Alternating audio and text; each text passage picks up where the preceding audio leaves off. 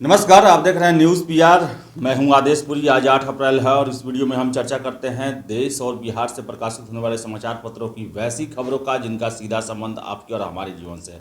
चलिए शुरुआत करते हैं। सबसे पहली खबर हमने लिया है दैनिक जागरण का राष्ट्रीय संस्करण से। इसमें दिया है कि 11 से सभी दफ्तरों में लगेगा जिंदगी का टीका। 45 पार के 100 से ज़्यादा कर्मियों वाले सरकारी और निजी कार्यालयों में होगा टीकाकरण। केंद्र ने जारी किया दिशा निर्देश। राज्य और केंद्र शासित प्रदेशों में तैयारी करने को कहा गया है। वही तो है 11 तारीख से जो है जितने भी दफ्तर है जिसमें 100 से अधिक कर्मचारी हैं उनको टीकाकरण की शुरुआत की जा रही है। वही अगली खबर भी हमने दैनिक जागरण से लिया है। इसमें दिया है कि आरबीआई का वादा, कर्ज महंगा नहीं होने देंगे। होम और ऑटो लोन की दरें अभी कुछ समय और मौजूदा न्यूनतम स्तर पर बनी रहेंगी। कोरोना महामारी की दूसरी लहर की वजह से देश की अर्थव्यवस्था के पटरी पर लाने की राह में मुश्किलें बढ़ती दिख रही है। ऐसे में भारतीय रिजर्व बैंक ने वित्त वर्ष 2021-22 की पहली मौद्रिक नीति की समीक्षा करते हुए ब्याज दरों को मौजूदा न्यूनतम स्तर पर बनाए रखने की बात कही। इतना ही नहीं, आरबीआई के गवर्नर डॉक्टर शक्तिकांत दास ने यह भी संकेत दिया है कि अगर जरूरत महसूस हुई तो ब्याज दरों में कमी भी की जा सकती है। तो वही अगली खबर हमने दैनिक जागरण से लिया। इसमें दिया कि नक्सलियों ने भेजी अगवा जवान की तस्वीर, भाई ने ऑडियो वीडियो मांगा। छत्तीसगढ़ के बीजापुर जिले के तुर्रम थाना क्षेत्र में टेकलगुड़ा में नक्सलियों से मुठभेड़ के दौरान अगवा जवान राकेश्वर सिंह मनहास 4 दिन बाद भी नक्सलियों के कब्जे से मुक्त नहीं हो सका। नक्सलियों ने बुधवार को सुबह कुछ पत्रकारों को जवान की फोटो भेजकर कहा कि वह सुरक्षित है। वहीं राकेश्वर के भाई रंजीत ने कहा कि नक्सली वीडियो या ऑडियो जारी करे ताकि उन्हें यकीन हो जाए कि राकेश्वर सुरक्षित है। तो इसके साथ ही साथ बता दें कि उन्होंने मध्यस्थ को जल्द से जल्द तैयार करने की भी कहा है नक्सलियों ने भारत सरकार से, ताकि इनको छोड़ा जा सके। वही अगली खबर भी हमने लिया है दैनिक जागरण से। इसमें दिया कि छात्रवृत्ति के लिए अब विद्यार्थियों को नहीं करना पड़ेगा लंबा इंतजार। अनुसूचित जाति के बच्चों को पढ़ाई के लिए मिलने वाली छात्रवृत्ति में अब देर नहीं होगी। केंद्र सरकार ने इसे लेकर एक व्यवस्था को मंजूरी दी है। इस व्यवस्था में आवेदन करने के बाद तय समय सीमा में केंद्र और राज्य दोनों ही अपने अपने हिस्से की राशि सीधे छात्रों के खाते में भेज देंगे। वही अगली खबर दैनिक जागरण से हमने लिया है। राजस्थान में गरीब सवर्णों को सरकारी नौकरियों में आयु सीमा में मिलेगी छूट। राजस्थान की सरकार ने गरीब सवर्णों को बड़ी राहत देते हुए सरकारी नौकरियों में आयु सीमा में छूट देने का निर्णय लिया है। इसके तहत अनुसूचित जाति, जनजाति और अन्य पिछड़ा वर्ग की तर्ज पर आर्थिक रूप से कमजोर सवर्ण बच्चों वर्ग के पुरुष अभ्यर्थियों को अधिकतम आयु में 5 और महिलाओं को 10 साल की छूट मिलेगी। वही अगली खबर दैनिक जागरण से ही। कोरोना के रिकॉर्ड नए केस मिले, 2 महीने में 13 गुने बढ़े दैनिक मामले।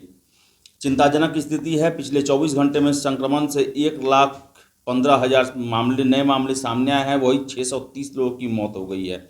अकेले महाराष्ट्र में 297 लोगों ने जान गंवाई है। सूबे में 55,000 से नए ज़्यादा केस आ रहे हैं। तो महाराष्ट्र की स्थिति जो है वो बहुत ज़्यादा खराब हो गई है और इसका जो संक्रमण है वो दूसरे राज्यों में भी बहुत तेज़ी से बढ़ते जा रहा है। अगली खबर भी हमने दैनिक जागरण से लिया है। इसमें दिया है कि एंटीजन जांच ही सबसे कारगर। कोरोना संक्रमण की पहचान के लिए सबसे भरोसेमंद माने जाने वाली आरटी-पीसीआर जांच अब सटीक नहीं रही। ऐसी आशंका सिर उठाने लगी है। वजह है कोरोना वायरस के जीन में बदलाव। विशेषज्ञों का कहना है कि एंटीजन की जाँच 100% खरी है।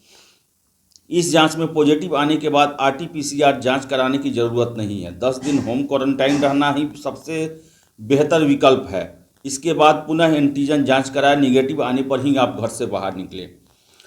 वही अगली खबर हमने प्रभात खबर से लिया। इसमें दिया है कि यूपीएससी इंजीनियरिंग और सांख्यिकी सेवा के लिए 27 तक आवेदन। यूपीएससी ने इंजीनियरिंग सर्विसेज एग्जामिनेशन और भारतीय सांख्यिकी सेवा परीक्षाओं की अधिसूचना जारी कर दी है। इसके साथ ही आवेदन करने की प्रक्रिया शुरू हो गई है। आवेदन 17 अप्रैल तक कर सकते हैं, जबकि ऑनलाइन आवेदन में से 10 मई तक वापस दिया जा सकता है। तो जिसको भी अप्लाई करना है वो इसमें अप्लाई करे। वही अगली खबर हमने जनसत्ता से लिया है। इसमें दिया है कि दिल्ली हाईकोर्ट का निर्देश है कि निजी वाहन अकेले चलाते हुए भी मास्क अनिवार्य है। दिल्ली उच्च न्यायालय ने बुधवार को कहा कि कोविड-19 महामारी के दौरान चेहरे को ढकना सुरक्षा कवच की तरह है और निजी वाहन में ड्राइविंग करते हुए अकेले होने के बावजूद भी मास्क पहनना अनिवार्य है। वही अगली खबर भी हमने जनसत्ता से लिया है, इसमें दिया है कि टीके सीमित, प्राथमिकता ही विकल्प। डॉक्टर हर्षवर्धन ने ऐसी बातें कही है। दिल्ली, महाराष्ट्र और राजस्थान में मुख्यमंत्री की ओर से कोरोना विषाणु संक्रमण रोधी टीकाकरण की न्यूनतम आयु घटाने की मांग को लेकर केंद्रीय स्वास्थ्य मंत्री हर्षवर्धन ने आलोचना की है। उन्होंने कहा कि ध्यान भटकाने का निंदनीय प्रयास है। इसके साथ ही मंत्री ने कहा कि देश में जब तक कोरोना टीकों की आपूर्ति सीमित है तब तक प्राथमिकता के आधार पर ही टीकाकरण दिया जाए। वही अगली खबर हमने दैनिक भास्कर से लिया है, इसमें दिया है कि हाई कोर्ट का आदेश है कि मुंगेर गोलीकांड हाई कोर्ट की निगरानी में होगी जांच। एसपी समेत एसआईटी के 8 सदस्यों के तबादले का आदेश दिया गया है। आपको बता दें कि विसर्जन के दौरान जो है फायरिंग की गई थी और इसकी जांच सीबीआई नहीं सीआईडी करेगी, ऐसा जो है वो पटना हाई कोर्ट ने कहा है। इसके अलावा मृतकों के परिजनों को 10 लाख मुआवजा देने का भी निर्देश दिया गया है। वही अगली खबर हमने लिया है हिंदुस्तान से, इसमें दिया है कि परीक्षा पे चर्चा पे बोले प्रधानमंत्री, छात्र संकल्प ले, तनाव नहीं। प्रधानमंत्री नरेंद्र मोदी ने परीक्षा पर चर्चा कार्यक्रम के जरिए बुधवार को छात्रों, अभिभावकों एवं शिक्षकों से संवाद किया। उन्होंने छात्रों से कहा कि सपनों को लेकर आगे बढ़ना और अपने सपने को पाने का संकल्प लेना महत्वपूर्ण है, तनाव लेना नहीं। अभिभावक भी बच्चों को तनाव मुक्त जीवन दे। वही अगली खबर भी हमने लिया है हिंदुस्तान से, इसमें दिया है कि चिंता जाहिर की गई है। पटना में खतरनाक रफ्तार से बढ़ रहा है संक्रमण।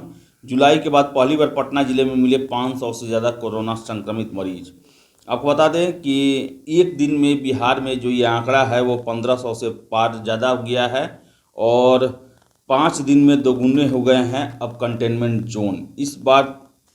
और सबसे जो बुरी बात है कि फेफड़े में जो संक्रमण है वो पिछली बार की तुलना में इस लहर में ज़्यादा तेजी में पहुंच रहा है। वही अगली खबर हिंदुस्तान से हमने लिया, इसमें दिया है कि बिहार के अस्पतालों में बहाल होंगे 3704 डॉक्टर। राज्य के सरकारी अस्पतालों में डॉक्टरों के खाली पड़े पदों को जल्द भरा जाए। करीब 3704 डॉक्टरों की बहाली होगी। अभी राज्य के सभी बड़े अस्पतालों में सुपर स्पेशलिटी विभाग नहीं है, जहां है वहां डॉक्टरों की काफ़ी किल्लत है। राज्य की स्वास्थ्य व्यवस्था में सुधार के लिए यह बड़ा कदम उठाया गया है। वही अगली खबर भी हमने हिंदुस्तान से लिया, इसमें दिया है कि इस हफ्ते के अंत तक सूबे में लू चलने के हैं आसार। इस हफ्ते के अंत तक राज्य के कुछ भागों में लू की स्थिति बननी शुरू हो जाएगी। मौसम विज्ञान केंद्र पटना के मुताबिक शनिवार से राज्य के दक्षिणी पश्चिमी और दक्षिण मध्य में भाग में गर्म पछुआ हवा का प्रवाह होने लगेगा, जिससे लू चल सकती है। अगली खबर भी हमने हिंदुस्तान से लिया है, इसमें दिया हुआ है कि पीपीयू का परीक्षा कैलेंडर तैयार, परीक्षाएं मई से। पाटलिपुत्र विश्वविद्यालय का परीक्षा कैलेंडर तैयार हो गया है। इस परीक्षा कैलेंडर को जल्द ही विश्वविद्यालय की वेबसाइट पर अपलोड कर दिया जाएगा। विश्वविद्यालय में परीक्षाओं का दौर जो है वो मई से शुरू होगा। वही अगली खबर हमने लिया है हिंदुस्तान से, इसमें दिया है कि पाटलिपुत्र विश्वविद्यालय पहली बार लेगा प्री पीएचडी टेस्ट। 882 सीटों के लिए पटना परीक्षा में 6087 अभ्यर्थी होंगे शामिल और परीक्षा जो है वो 11 अप्रैल को लिया जाएगा और सबसे अधिक अभ्यर्थी जो हैं वो इतिहास और कॉमर्स विषय में हैं। तो ये थी आज देश और बिहार से प्रकाशित होने वाले समाचार पत्रों की वैसी खबरें जिनका सरोकार आपके और हमारे जीवन से है। अगर आप हमारा ये वीडियो फेसबुक पर देख रहे हैं तो वीडियो को लाइक शेयर करें और हमारे पेज न्यूज़ पीआर को फॉलो करें। अगर आप यूट्यूब पर देख रहे हैं तो वीडियो को लाइक शेयर करें और हमारे चैनल न्यूज़ पीआर को सब्सक्राइब जरूर कर लें। धन्यवाद।